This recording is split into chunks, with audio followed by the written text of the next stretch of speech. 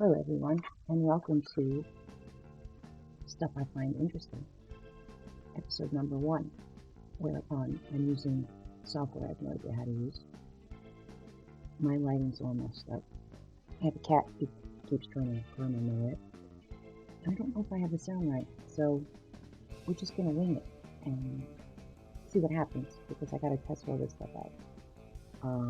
But I have quite the crude setup here. I got the camera sitting on a toilet tube. We've got a general contractor right over there providing the ambience. And yeah, a little primitive, but I feel like we can do this, and then every time we make it a little better. And before you know it, it'll be so smooth, unlike the way it is right now. So, let me introduce myself. My name is Laura, and I kind of find everything interesting. And by that, I just mean I like to think about stuff, I like to learn new stuff, I like to teach stuff. And I think that in the world, we've lost a sense of curiosity because we're so busy looking at our phones, that it's important to think about the world and the people in the world and the stuff that's out there, and not so much the stuff that's in here. So, that being said, we're going to start. You can see I have this picture up right here. This is the Macadam Hills near Cairo, Egypt. So I'm just tooling around one day, and sometimes I come across places, and I say, hey, what's that place? Let me go look that up. And so I look it up, and Macadam Hills. Now, if we look at this picture, look at how crazy that thing is, right? I mean, just look at that. It's like ancient, like impossibly ancient, like way more ancient than anything here in New York, certainly. Just impossibly old. So I was like, wow, I need to find out a little bit more about Macadam Hills. And of course, I just deleted the bookmark that I need that tells me about it. So actually, it doesn't tell me about it. I hope I have that in another link. I don't know. Let's go back. Okay, so Macadam Hills, it's a part of Egypt. And if we look at the map, we can kind of see where it is. I'm in love with maps. I love maps. I think that it's just so fascinating that I can sit here and I can look at Scotland or New Zealand or whatever. But right now we're looking at Macadam Hills. So if we go in right here, I find this kind of funny. There's a remote control shot right above the Macadam Hills, which I think is this whole area, I believe, is Macadam. Yeah, you can see by the picture that I just closed where it is. Sometimes on these maps in other countries, especially countries that the United States might not be so friendly with, or they might not be friendly with other people, or who knows, they'll block stuff out. So when you go to look at maps, you can't really see the whole thing because some of it is faded, especially since COVID. I think during COVID, people were just sitting at their computers looking up everything. I know I was. And you could find the craziest stuff. Like I found government stuff on here. Stuff that you're probably not supposed to have access to. But at any rate, things are a little bit different now on the internet. So stuff's a little harder to find. Let's look at some pictures of Macadam, shall we? All right, so I basically just enlarged the screen so we can just kind of tool through and look at pictures. And the thing that I like about the Middle East so much is that it's so different looking than here. Right here, I've got trees and hills, which is beautiful. Don't get me wrong. I love where I live. But I also like looking at other places and imagining what it might be like to be in that heat and be riding on a camel or whatever. I don't even know. I'm thinking old times, not current times. I'm not being... Anyway, check out this picture. This is wild. And of course it won't enlarge. There we go. It has the thingy on it. I was having a hard time finding pictures without the thingy on it, but this is such an incredible picture that I think it's important to put up. Now, from what I understand, I think this was a medieval structure that was built but we're going to look and see what we've got. Okay, so it's the name of a range of hills in a suburb. It's located in southeastern Egypt. The Arabic name Makadam means broken or cut off, and refers to the fact that the hills are divided into three sections, which we saw when we looked at the map. The highest segment is a low mountain called Makadam Mountain, and that's where the thing sits. In the past, the low mountain range was an important ancient Egyptian quarry site for limestone used in the temples and pyramids. So this is where some of the stones came from, which is kind of interesting. So anyway, we could keep talking about this, but we're not. We're going to move on because I'm spending too much time on it. Now, sometimes when I look at maps, I find things that are interesting or intriguing or just unusual, right? So we look at this map and we scroll in and we got nothing, nothing, nothing, nothing. Maybe some stuff is blurred out, but surely it looks a little desolate in any event. But you click on it and you've got a monastery, seemingly in the middle of nowhere. We can look at pictures of it, which I think is really cool, which I find interesting, which is why we're talking about it. So if we scroll, we can see that picture is just stunning to me. Look at that. Just beautiful architecture. More beautiful architecture. A sign that I cannot read. Ancient caves. Lots of ancient caves in the Middle East. More pictures of the inside. And I'm not quite sure what that's about. I don't think I want to go up those stairs, though. It looks a little creepy. And that's it. All right, so that's the first thing we're talking about that I find interesting. I have 13 things, so maybe you want to go get a drink or something. Okay, next. One thing I also like to do in addition to looking at maps is finding new photographers that have unique visions or a really cool way of, I have a cat coming on my lap, a really cool way of looking at the world. Cat, no. Oh, hello. Oh, this is Spaz. Spaz is trying to mess up my lighting. I don't know where she's going. You want to go over there? There you go. Look. You can go there. This cat. Okay, hopefully she doesn't mess anything up. Okay. So this is Justin Jin, and Justin Jin is a photographer, and he seems drawn to um, the stuff that's just really far flung and kind of unknown to the common person. I'm sorry, I have a message I need to check and make sure it's not something important. It's not. So we have Justin Jin, and he's posing with a puppy that he that came on this journey that I'm going to talk about just real quickly. But Lake Baikal is just an absolute fascinating place. It's the largest freshwater lake in the world. It holds, let's see, first of all, it's in southern Siberia, and it is 22 to 23% of the world's fresh surface water, which is just an insane amount of water to think about. It's bigger than all of the American Great Lakes combined, and it's also the world's deepest lake. It goes down to 1,642 meters, which for us Americans, that's 5,387 feet, which is more than a mile. And even though it's desolate and kind of in the middle of nowhere, a lot of different unique animals live there, both above and under Lake Baikal. And it was home originally to the Buryat tribes. I'm not sure that I'm saying that correctly. But it's in a rift valley, which is one of the reasons why it's so deep, because the earth is pulling apart. But let's look at a couple pictures. Lots of little lakes on Lake Baikal, from what I understand, where it's thawed. We have another picture that's actually quite a beautiful beach. If you're into Russian art, there's lots of really beautiful landscapes of this particular area. Maybe I'll come back to that at another time. And this picture just absolutely blows me away. It's probably very cold. In the summertime, I can't even imagine what the mosquitoes would be like, but it's just incredibly Just beautiful, absolutely beautiful. Um, so there it is. You can see it from space.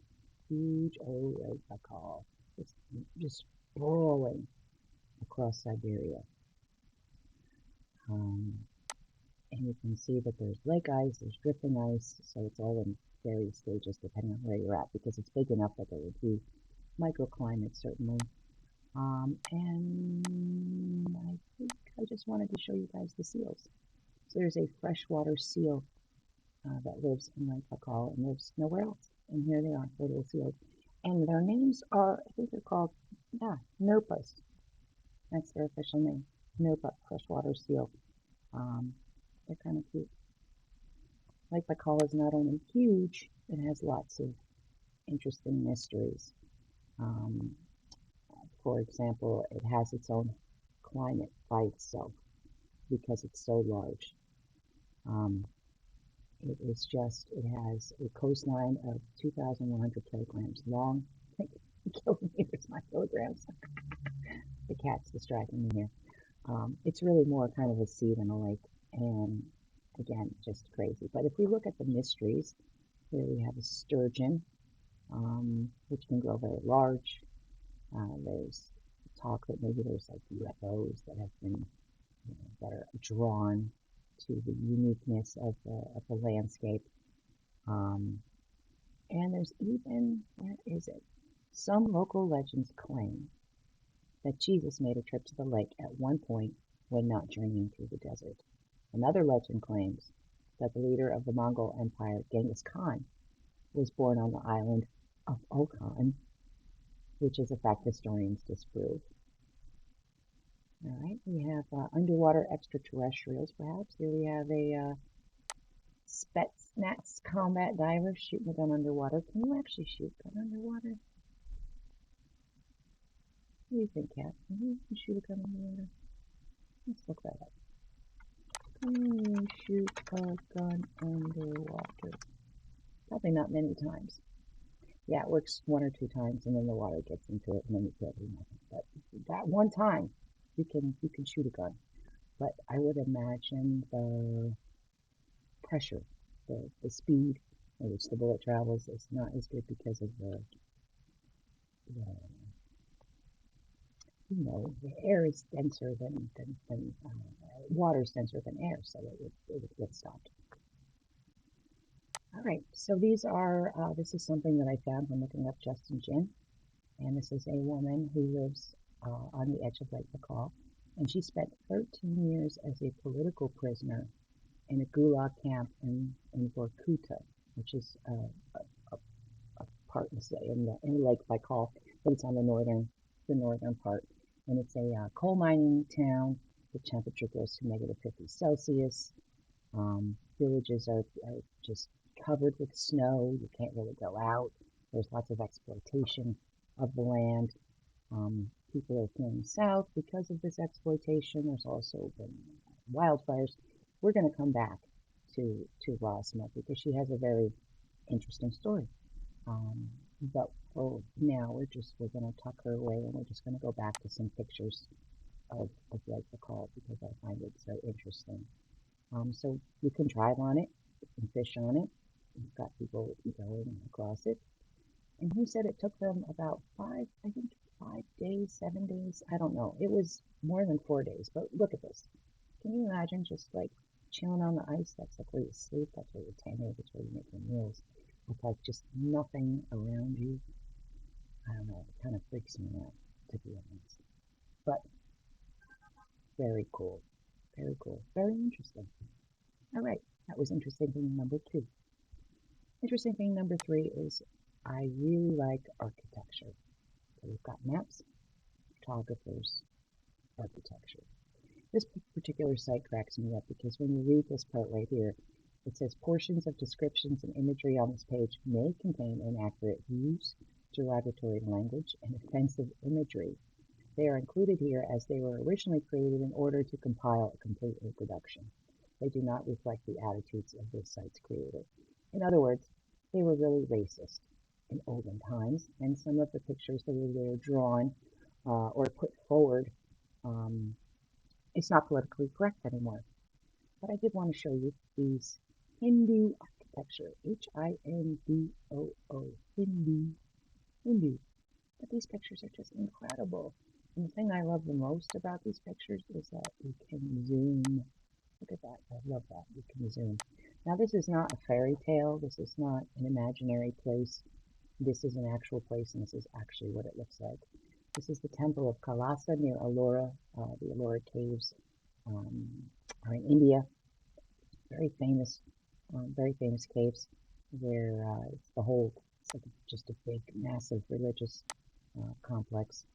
And these were drawn by someone from that time who just probably found this as fascinating as we do.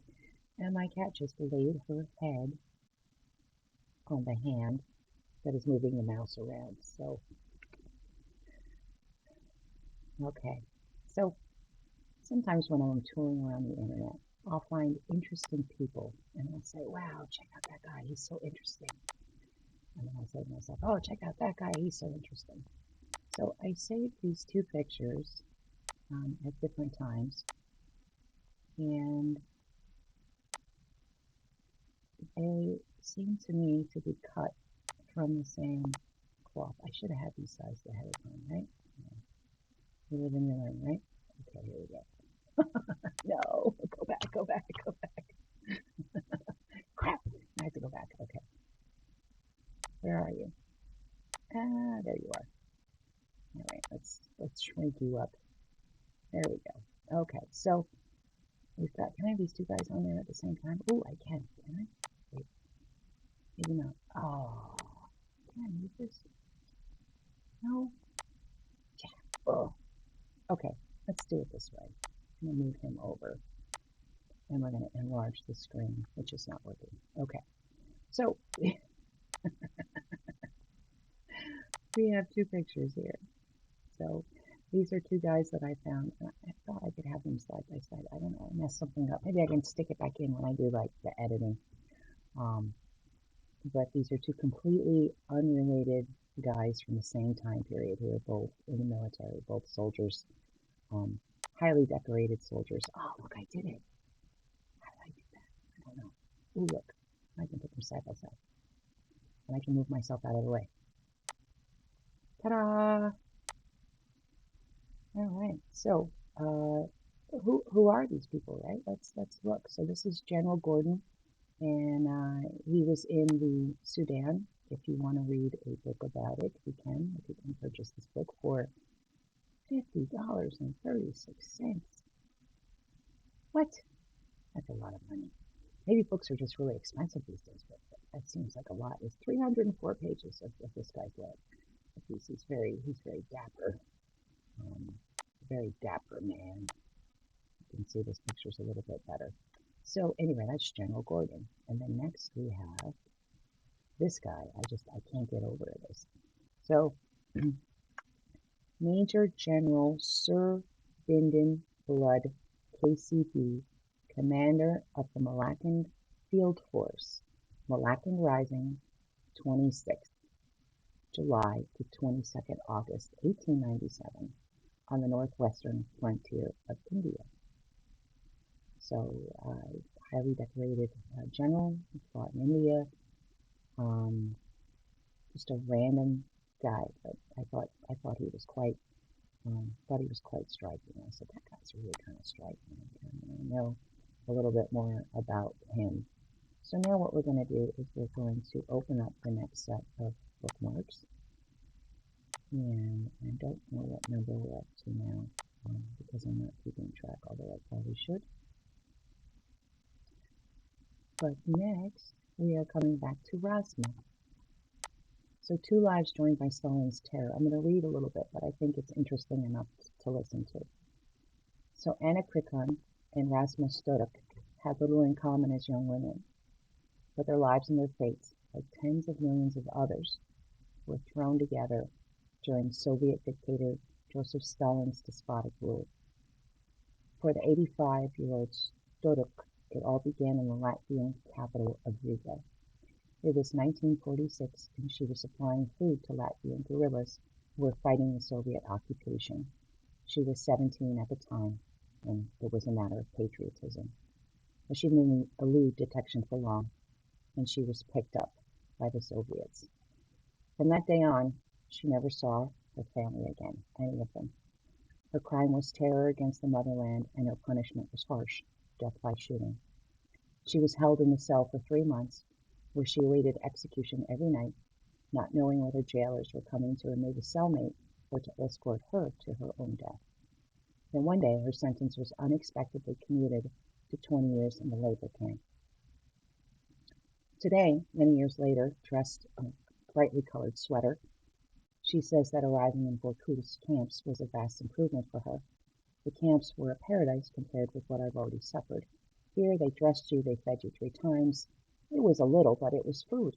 The winters, oh, but the winters were horrible, horrible, horrible.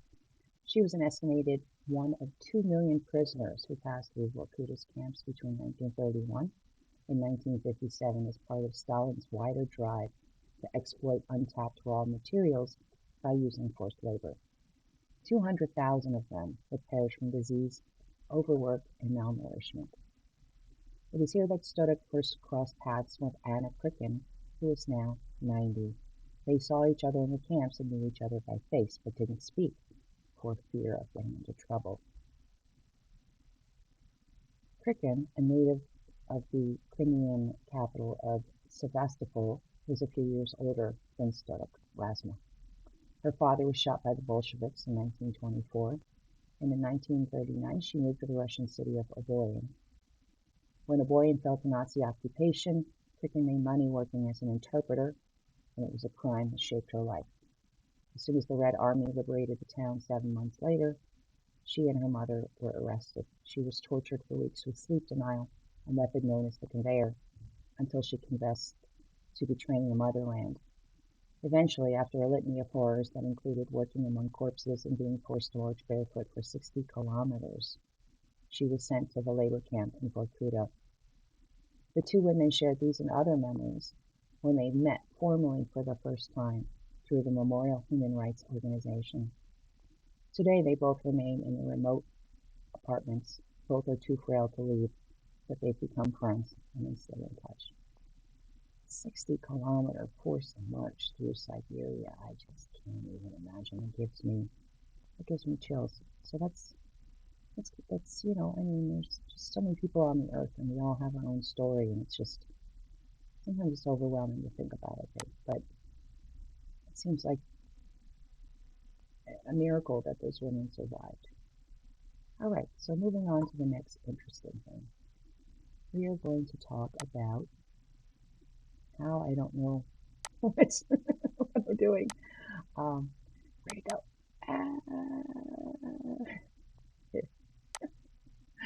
We're going to talk about the Khyber Pass, which is between Pakistan and Afghanistan. And I'm having trouble doing this because the cat again is on my arm, and it's making it hard for me to move the mouse.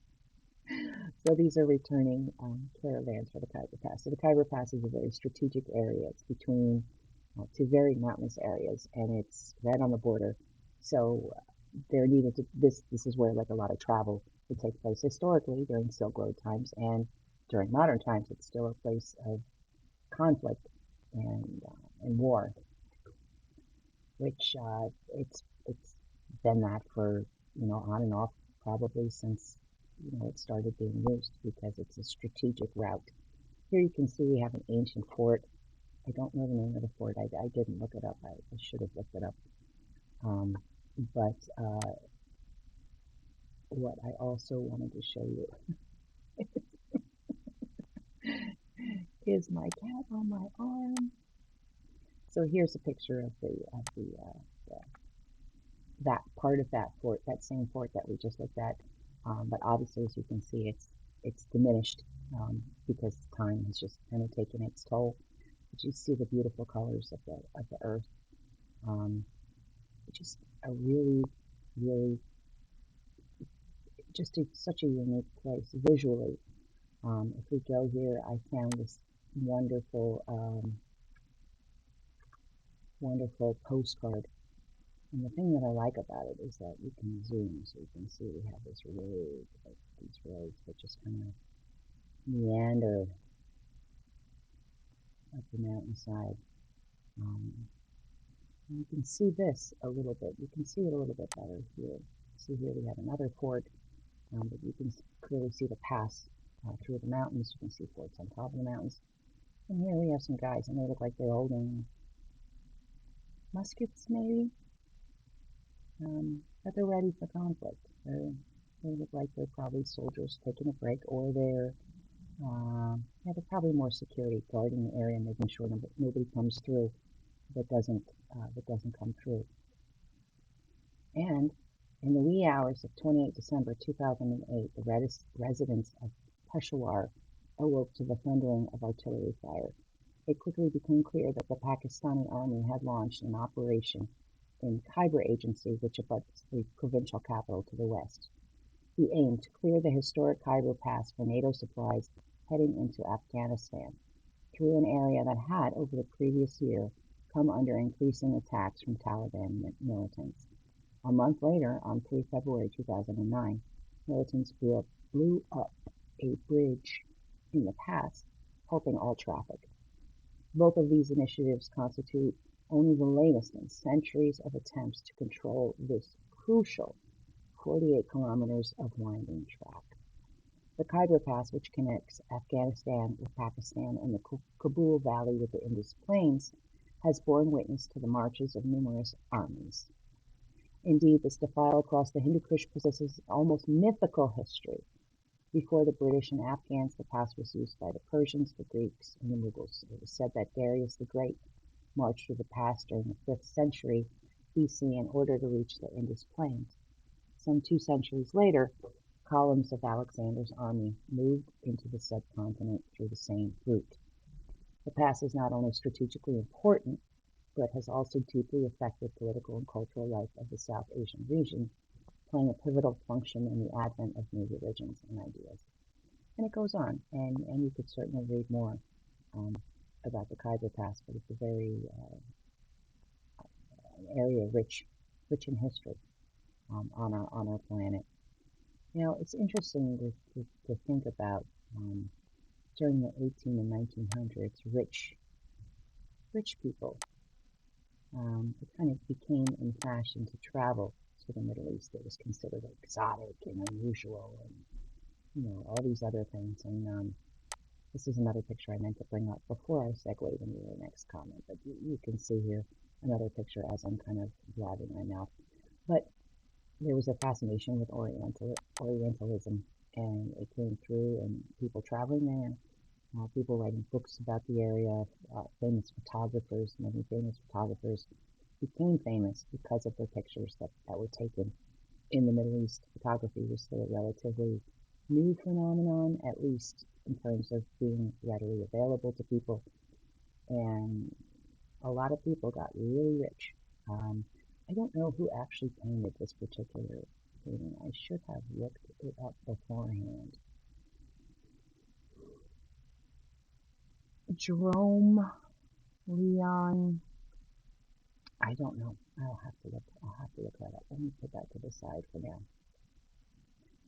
But anyway, there was a American travelers to the Holy Land in the 19th century. There was a big thing. So there were missionaries, tourists, archaeologists, Bible scholars, settlers, consular officers. Each had different motives for going to Palestine and were influenced by the interests of Western nations and improvements in transportation and accessibility. From these visits emerged an interest in the Holy Land that has influenced American politics to this day. So it just kind of goes on, but I really like some of these pictures. From a scientific point of view, the Holy Land was almost terra incognita. The growing involvement of the United States in Ottoman affairs improved security, and a more favorable attitude towards foreigners encouraged Americans to visit the country. And I guess I can't make these bigger. Let's see. Is it really a gallery if you can't look at the pictures? All right, well, I don't even know, what is this? See, this is what I'm talking about.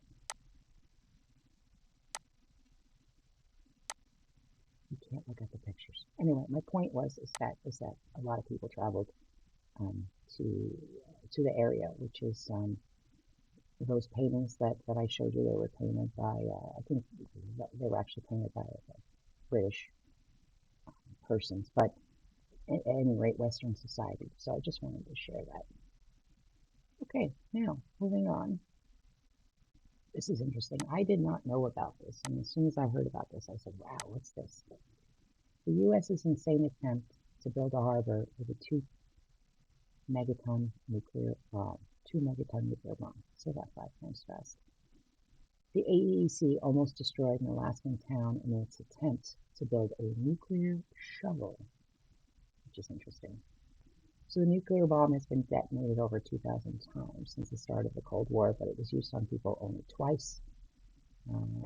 We know what that is. The specter of nuclear war still hangs over us, which is one of the reasons why I was drawn to this story, because I think it has parallels to current times. Same thing with the Khyber Pass, and same thing with Lake Baikal in Russia, with what's going on with Russia and Ukraine, and Egypt. I don't know that Egypt is in the news right now. Is Egypt in the news right now? I'm not recalling anything. But anyhow, it was decided that perhaps nuclear weapons could do other things, not just destroy cities, but could do other things. So Project Chariot, which is I think what this particular thing was called, came out of Operation Plowshare, whose mission begun in 1957 at the University of California Radiation Laboratory in Livermore, was to find peacetime uses for atomic bombs. I say cartoonish because Teller, who was the driving force behind the project, actually did propose the use of a couple dozen A-bombs as a giant shovel to widen the Panama Canal and other similarly giant projects. But the Plowshare name has been attributed to Isaiah 2-3-5. I don't know how to say that. Isaiah 2-3-5? Isaiah 2-3-5? Oh my God. Anyhow, a passage focused on repurposing the weapons of war for the tools of peace. They will beat their swords into plowshares and their spears into pruning hooks. Nation will not take up sword against nation, nor will they train for war anymore. I hate these ads, but they're like a necessary evil if you want to find information these days. To say that plowshare was massive in scope would be a comical understatement. So there was lots of money, and there was just a lot of scientists that we inherited after World War II that certainly helped propel this type of stuff forward. There was one proposal called Project Carryall, which would have used nuclear bombs to cut a new 11,000-foot long railway pass through the Bristol Mountains in California. It would have required 22 bombs ranging between 20 and 200 kilotons to make the deepest parts of the pass, which would have measured 350 feet deep. So obviously that never happened, and it goes on and on and on and on. But what I want to get to is the part of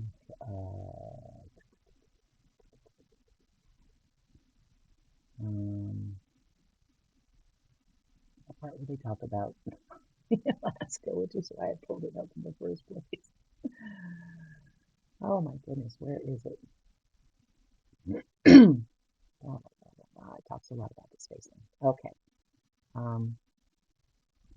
So there's Point Hope, an Inuit fishing town whose population numbered around 300 in the late 1950s. Alaska, which didn't become a state until January 1959, was still considered to be little more than a barren territory thousands of miles away from Washington. So when Chariot was first proposed, along with the AEC's request for a test area larger than Rhode Island, the fact that Cape Thompson was a mere miles from an Inuit town that had hosted residents for nearly 2,200 years did not register much concern.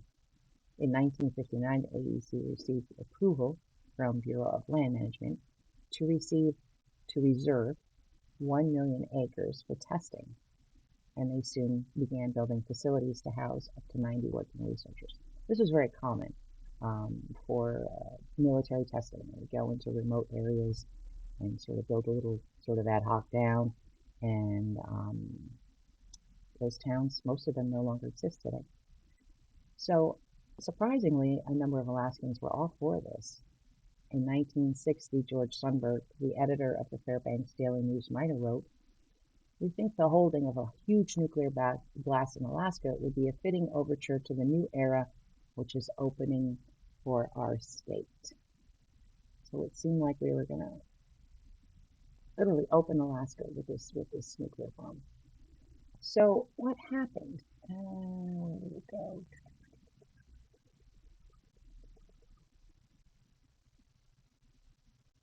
Let's see.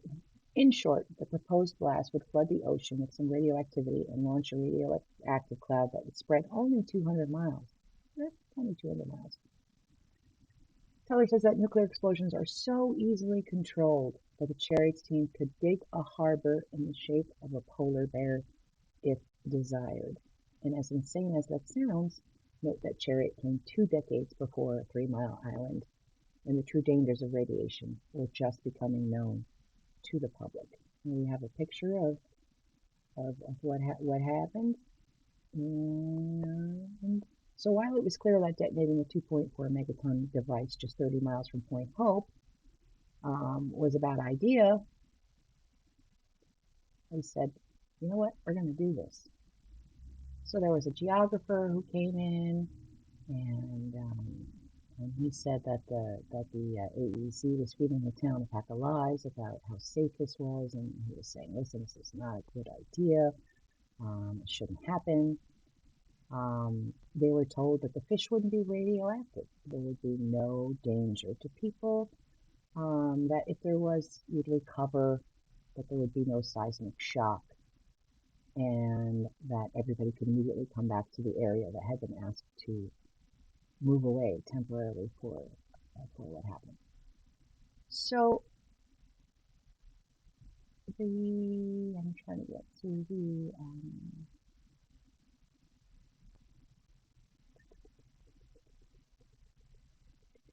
yeah, let's see, people of Point Hope, they decided not to detonate thermonuclear bombs at Cape Thompson, but they still had lots of free land to play with. So then I'm going to have to edit this heavily because I'm just, this article is huge.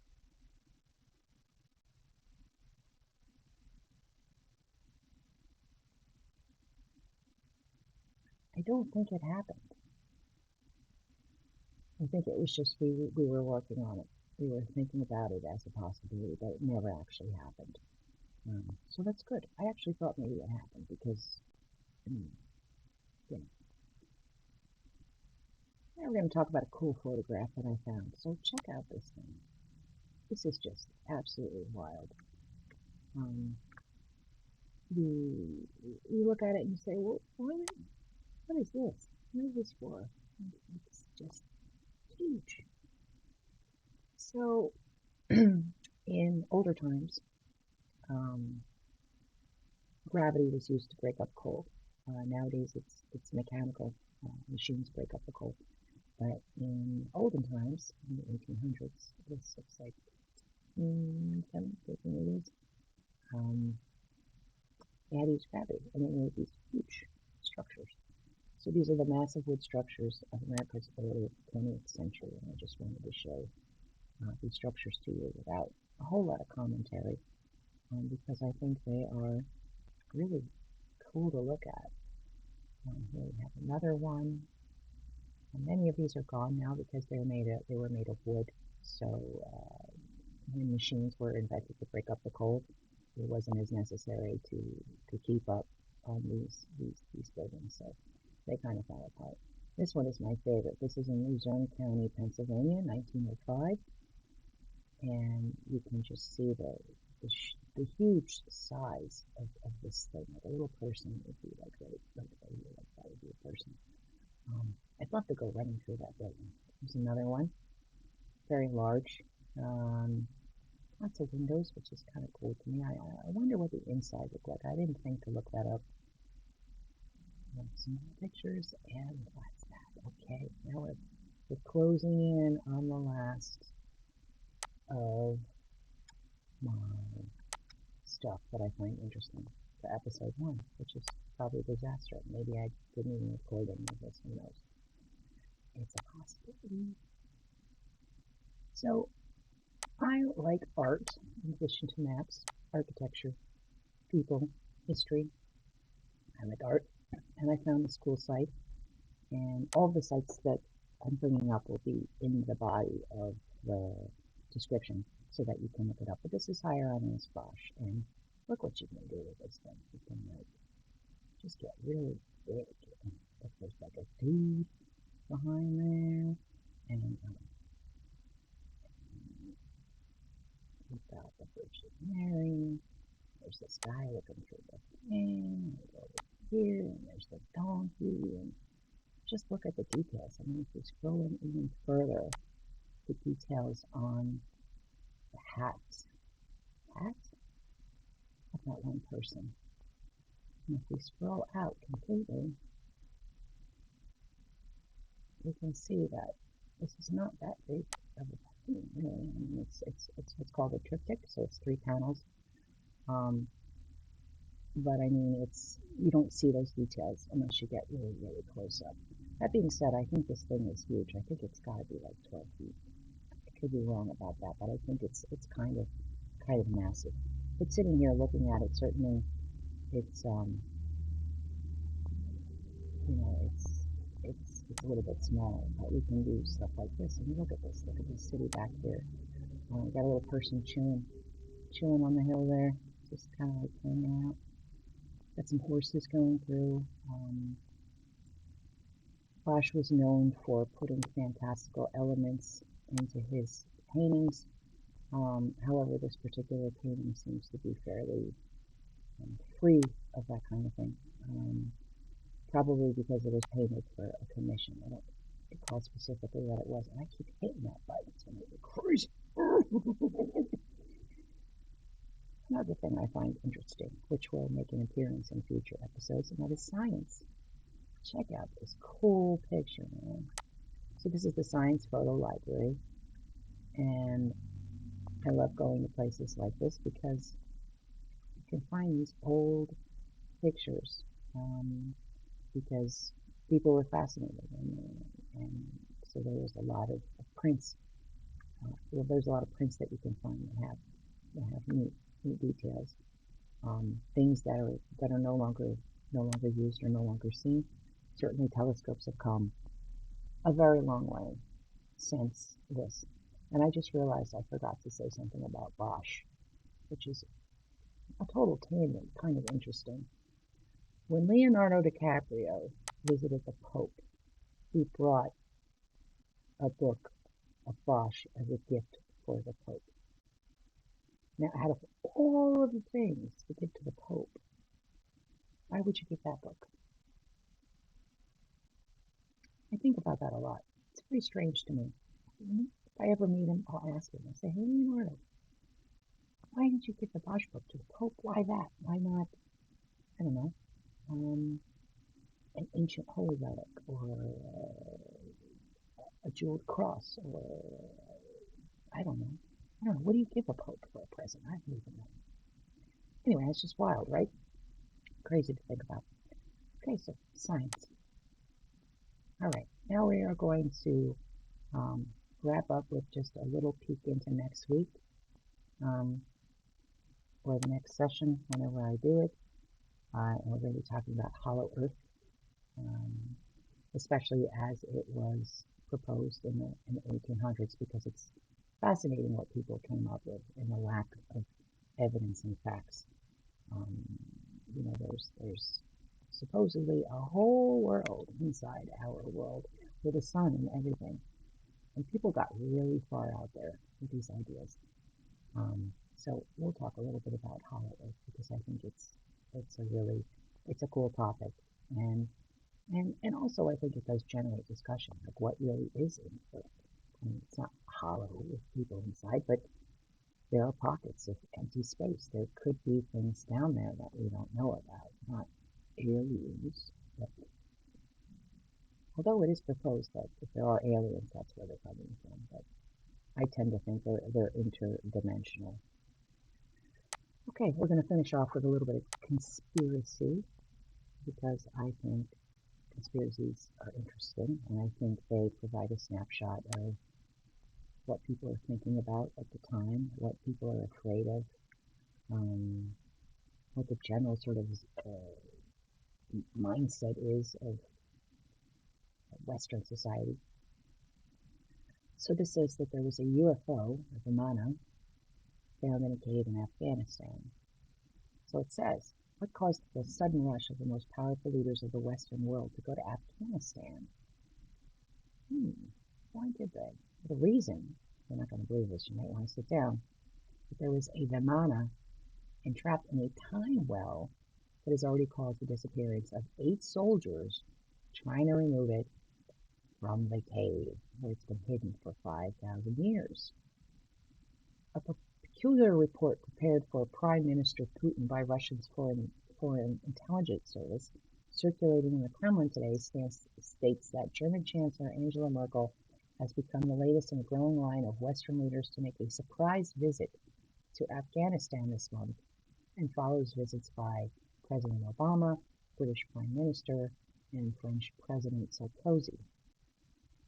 So why? Why did all these leaders suddenly go to Afghanistan?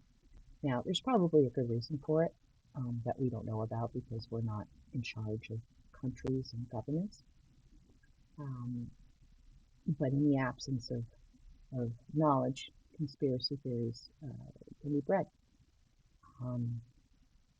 So the interesting thing about the Vimana, this whole concept of this spaceship in a time well, is that some people believe 10,000 plus, I don't even know how many years ago, there's a thought that the Earth was destroyed and then it was reset. And the last time that it was destroyed by these Vimanas. There was this great war with the Indian gods, Indian as in from India, and the time well is an electromagnetic radiation gravity field. So, take that to the bank and cash it, right? It must be true. So it's a perpetual power source. It's a secret knowledge of the ancients. Most intriguing about all this report is stating that not just any Vimana has been discovered, but from the ancient writings contained in the cave where it was discovered, and it claims that the rightful owner is the ancient prophet Zoroaster, who is the founder of arguably one of the most important religions of all time, called Zoroastrianism. Interesting religion. I'll probably talk about that too at some point. But it's credited with being the basis of all known religions that said that the purpose of humankind, like that of all other creation, is to sustain truth. I kind of like that. I don't think that particular statement is true, but I think it's important to sustain truth. Pliny the Elder, the 1st century Roman author, naturalist, and natural philosopher, as well as naval and army commander of the early Roman Empire, calls Zoroaster as the inventor of magic. And then blah, blah, blah, blah, blah, the Library of Alexandria, which was burnt up, blah, blah, blah, blah, blah. There was something here I wanted to talk about, though. Today, in the ancient Afghanistan city of Balkh, where Zoroaster is said to have lived and died, and claimed by Marco Polo to be one of the world's greatest and most noble cities, a new global empire, the United States, holds both our past and our future in its hands with the discovery of this ancient Vimana. So it's not surprised the video is unavailable. It's probably crap. But here, let's look at a Vimana here. Yeah, that's a drawing, obviously not a photograph. In case you're wondering, there's a blueprint. In case you want to build one, I guess. And then we have this cool site that I found, which is just it shows how when people are interested in something, they can just do the coolest stuff. Like, look at this guy. Why is this not scrolling? Here we go. You can see we have blueprints, and we have the different types, and different sort of. They all have the same general shape, but there appears to be variations in what he's got going on here. I think there are, no, I was looking for bigger. I can't really bigify them, which is a bummer. But you can see this guy really went crazy with it. So, and does he believe this, or is it just art? I didn't look into that. Let's see what we got.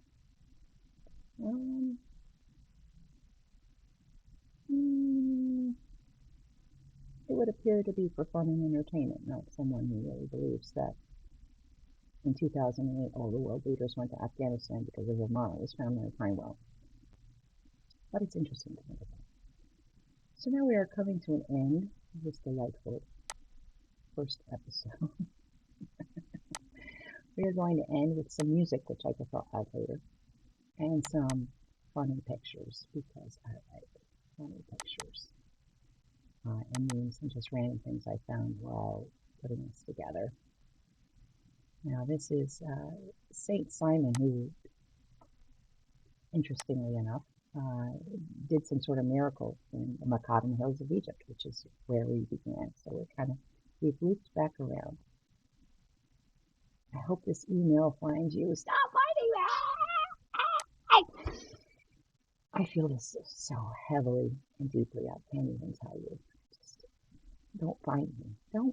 Just don't find me. Here we have Nietzsche dancing at a rave party. Don't think Nietzsche would have danced at a rave party. But if he did, maybe he would have looked like this. This is just a beautiful work of art. At the time I put this together, it was Christmas. This is The Escape from the Holy Land. This is a religious painting, which I just think is beautiful. I love the way the light is captured and the way it reflects on the water.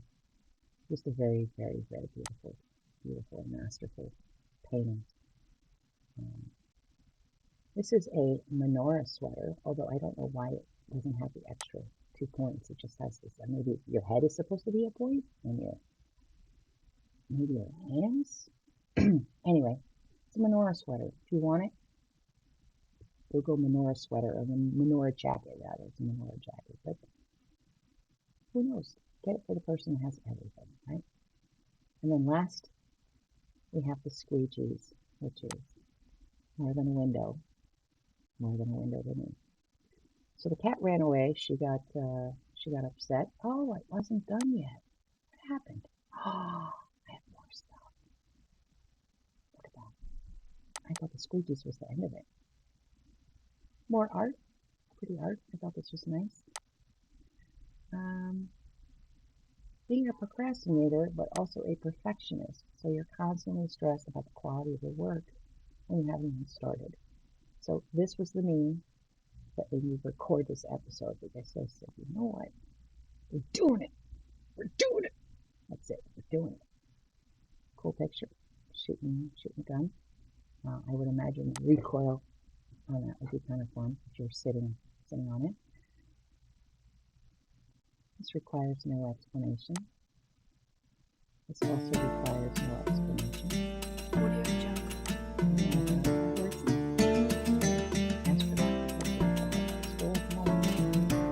this is a poster of the bot. And I thought it was really kind of just fun. I have no idea how I found it. But this is the guy who made it.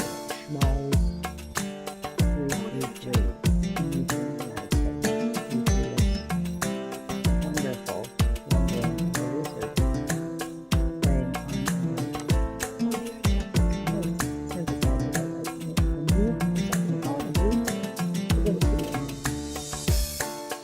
I think this is it. Audio Jungle. No, this is not like this. The name of the city, which is in the middle of nowhere, in the middle of desert, is Dam. Audio Jungle.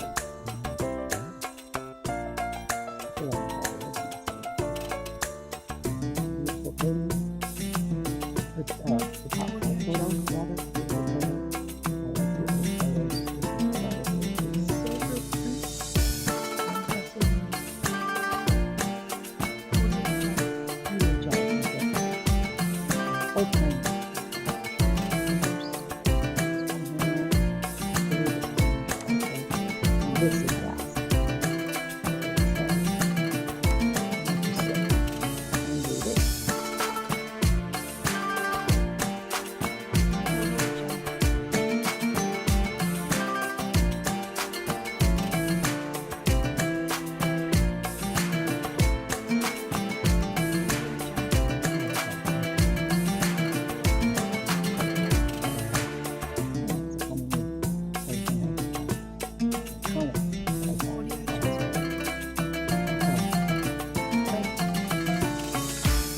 That's the end of things, and I'd like to wrap up by with a quote from Simon Who said, "You can't enhance, elevate,